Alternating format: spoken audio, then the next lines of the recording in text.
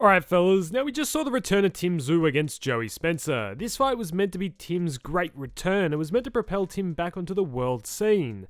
But although Tim got the win today, does this fight propel him back onto the world stage? Kinda. His team seems certain on reclaiming world title glory before the year is out, but I'm not so sure it will be that easy. So we need to talk about what just happened today and more importantly, where does his next move lie? Just quickly though, if it's your first time here, my name's Cloister and I make boxing videos to help keep you informed, so make sure to subscribe and I'll always keep you in the loop. Now, after back-to-back losses for Tszyu, his career was on the ropes. One more loss and it would have been almost an impossible road back to the big stage. So they packed their bags, came back to Australia and handpicked an opponent in which they thought they would have a pretty good chance against. That opponent was Tszyu Spencer. Although Spencer has a nice record and has been PBC Prospect of the Year in 2019, styles make fights, and that's why they chose him. He's flat-footed, not a great mover, and absolutely hates pressure fighters. He ends up on the ropes a lot, and that's exactly where Tim loves his opponents. In a position where they're standing still in front of him and he can just tee off on them. Spencer is a good fighter, I'm not trying to say he's not, but stylistically his kryptonite is a fighter like Tszyu. Now fight week was relatively uneventful except for the big things surrounding the judges. The Spencer team was promised neutral judges and Tim's team apparently didn't apply to have international judges and went, hey, here's 3 Aussie judges, good luck mate. They were going to do the scoring, until Spencer's team threatened to pull out and neutral judges were finally appointed. Except what I didn't like was the carry on from the Tszyu camp and promoters about having to appoint neutral judging. Tszyu had a go at Spencer in the presser and interviews for being an apparent sook for wanting neutral judges. Even as an Aussie, I don't know about you, but I think neutral judging is what every big fight needs. And when Tszyu's having a go at Spencer about it, it's just not a great look. But in the end, he didn't need the judges. Tim in this fight looked more like the Tim of old. He came out slower, more cautious, and taking his time slowly, applying more and more pressure. Spencer looked like a bit of a deer in headlights. Incredibly cautious, not throwing more than 2 at a time when he did punch, but his movement was pretty good for the first couple rounds, but after that really slowed down. Tszyu put on more and more pressure, and with Spencer throwing basically nothing back, it just enabled Tszyu to lay it on Spencer brutally, and eventually Spencer's father had to throw in the towel in the 4th. Was this a good comeback from Tszyu? Well, yeah, he showed he's still capable of whipping out the style which brought him to a world championship only a couple years ago. The Tszyu we saw against Murtazaliev wasn't present, and we saw the return of a style we're way more used to. Does this win propel him back onto the world stage though? I don't know about that. The super welterweight division is one of the deepest divisions in the whole sport, and a decent performance against what really was a cherry pick, I don't think launches him back into the stratosphere just yet. So what can he do to get back on the world stage? Well, the matchup we all expect to see next is Tim Tszyu versus Keith Thurman. Of course, that was meant to happen a little while ago, but Thurman got injured, Fundora stepped in, and we all know what happened after that.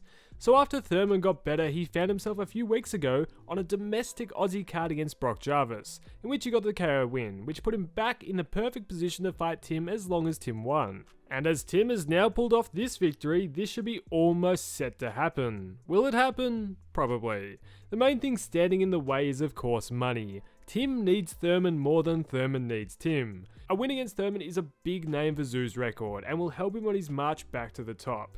Thurman, it doesn't really matter who he fights next, and has gone on the record after the Jarvis fight to say that Tszyu isn't necessarily next. If Thurman can find a fight in the United States which will pay him more, he will choose that over a Tim Tszyu match in Australia. And with him still signed to PBC and fighters such as Jamel Charlo still waiting to come back, we could see Thurman potentially not fight Tszyu next. Although I do reckon it will get over the line in the end. How would this fight go if it actually happened? Well, Tszyu fundamentally is a decent walk-down, borderline Mexican style sort of fighter, yet he's not great against movers, and that's what Thurman is. Tim likes opponents who aren't great at moving, such as Spencer, where Tszyu can trap them and unload on them, or brutally punish them across 12 rounds.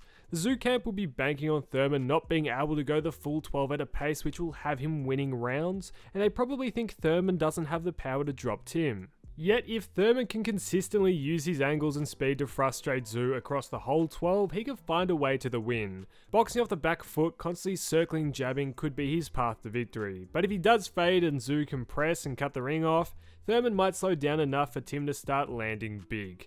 But anyway, it's a close fight that could swing either way. If Tim doesn't end up fighting Keith Thurman next, I think Lubin could be a next option. But either way, the Tszyu camp is already kind of looking past his next fight, with a day ago them saying they had a 3-fight plan for Tszyu, which I never really like to hear. It reminds me of the last fight. But their plan was fight Spencer, second Thurman, and then a third at the end of the year rematch against Fundora. They want his belt back, and that's why I think we saw this Spencer bout being sanctioned as a WBO Intercontinental Championship fight. They're trying to get themselves back in the good books with the WBO for a shot at the title. The Fundora route is smart, and I think it's probably the only chance Tim has of reclaiming some sort of world title glory. And it should be a pretty easy fight to make, seeing that they're both on the PBC stable. Yet you look around at the other champions in the division, and I personally think Tszyu doesn't have much of a chance against any of them. I think the likes of Ortiz Jr., Madrimov and Crawford make easy work of him, and we've already seen what Murtazaliev can do. And then the up-and-comers in the division, they're not easy work either, such as Xander Zayas. Fundora is a great boxer, but let's be honest, he's lucky to be in the position he's in today. If Tszyu didn't get a cut in their matchup, I'm not so certain it would have gone Fundora's way. That's why you've seen the Fundora camp chasing that Spence fight, because 1, it's a money fight, but 2, it helps them avoid the rest of the killers in the division. Although you can't blame Fundora too much, because when Tim had the belt, he was planning on doing pretty much the exact same. He won his world title, and instead of facing the toughest opponents he could, he was at the time of the Fundora fight meant to fight Thurman, who hadn't fought in years, and a Lubin fight was already signed on to be next. He wasn't exactly unifying the division. Moving forward, Tszyu might be able to carve back a path to world title glory. It won't be easy, but it is there. I don't think that this fight really showed much, except that the skills that Tim made his name off are still somewhat there. It's a bit of a confidence boost for Tim, which will hopefully reverse some of the damage done and set him back on a path back to the big time.